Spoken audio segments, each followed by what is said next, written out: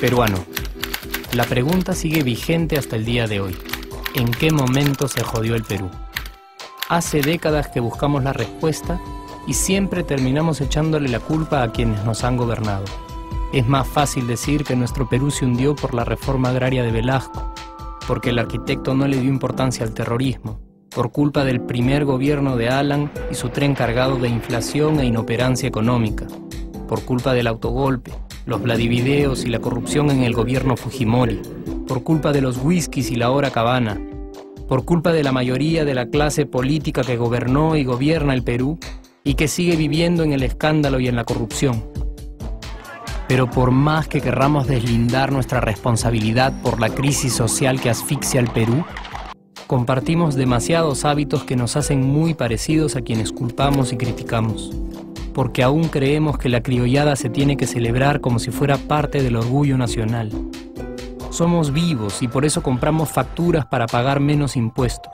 Ganamos los trabajos no por nuestro esfuerzo o talento, sino gracias a una pequeña coimisión. Nos colamos en la fila para que nos atiendan primero, aceleramos en ámbar y nos pasamos la luz roja, porque así llegamos más rápido. Somos tan vivos que si no encontramos estacionamiento, nos ponemos en el espacio azul reservado para las personas con discapacidad. Robamos la señal de cable, robamos electricidad y no nos consideramos ladrones. Reclamamos que haya justicia y se acabe la corrupción, pero le pagamos 5 soles a un policía para que no nos ponga papeleta o al juez para que abogue por nuestra causa. Jamás le damos el pase a un transeúnte en el cruce peatonal porque en el Perú, si no eres vivo, no eres nadie. Pero si somos tan vivos, ¿por qué le tocamos bocina al semáforo en rojo, como si este fuera a escuchar nuestra ansiedad? ¿Por qué tiramos la basura en la calle, como si la ciudad perteneciera a cualquiera menos a nosotros? ¿Por qué nos quedamos callados y no protestamos cuando el chofer de la combi no deja de cometer imprudencias? ¿Por qué estamos tan interesados en saber qué vedette trampea con qué jugador, en vez de conocer algo sobre nuestra historia, nuestra economía, nuestra literatura, o al menos saber cuáles son nuestros derechos más elementales? ¿Por qué sentimos que se nos hace un favor cuando un empleado del Estado nos atiende? ¿Por qué dejamos que un panetón sea el mejor argumento de un político para llevarse nuestro voto? ¿Por qué cuando alguien hace algo bien, decimos que parece hecho en el extranjero, como si eso fuese más meritorio? ¿Por qué no nos sentimos orgullosos de nuestra diversidad cultural? ¿Y por qué, si somos tan vivos, seguimos alimentando este círculo vicioso que no nos deja avanzar como sociedad y nación?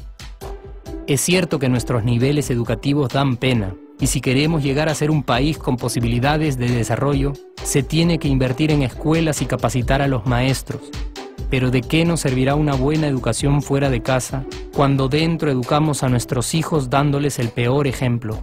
Es cierto que se necesitan medidas urgentes para frenar la ola de delincuencia y violencia que azota al país. Pero ¿de qué nos servirá pacificar las calles cuando en nuestros hogares la violencia física y psicológica parece haberse institucionalizado?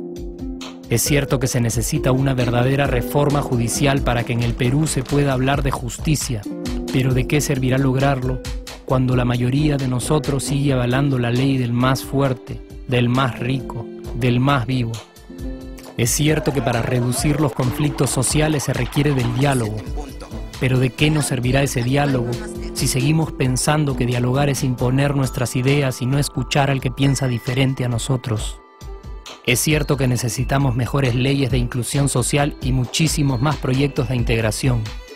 Pero ¿de qué nos servirán estas leyes y proyectos si hasta el día de hoy la publicidad peruana define nuestros estratos socioeconómicos por el color de la piel y a nadie le parece raro? Si hasta el día de hoy seguimos avergonzándonos de nuestras diferencias o sintiéndonos superiores por estas mismas diferencias. Es cierto, es mucho más fácil echarle la culpa de absolutamente todo a nuestros gobernantes. Pero la realidad es que el Perú se hunde en exacta proporción a esa viveza que alimentamos todos día tras día. Sí, somos nosotros la materia prima con la que se hace este país. Y si no corregimos nuestros hábitos, si nuestra materia prima sigue adulterada, Cualquier producto que hagamos también saldrá adulterado. Y por más logros que obtengamos en nuestra economía, en los deportes, en las artes, en nuestra cocina, por más orgullosos que nos sintamos de nuestros representantes, de nuestra historia, de nuestras maravillas o de nuestra creatividad, si no cambiamos estos hábitos, seguiremos preguntándonos ¿en qué momento se jodió el Perú? Yo ya estoy harto de esa pregunta.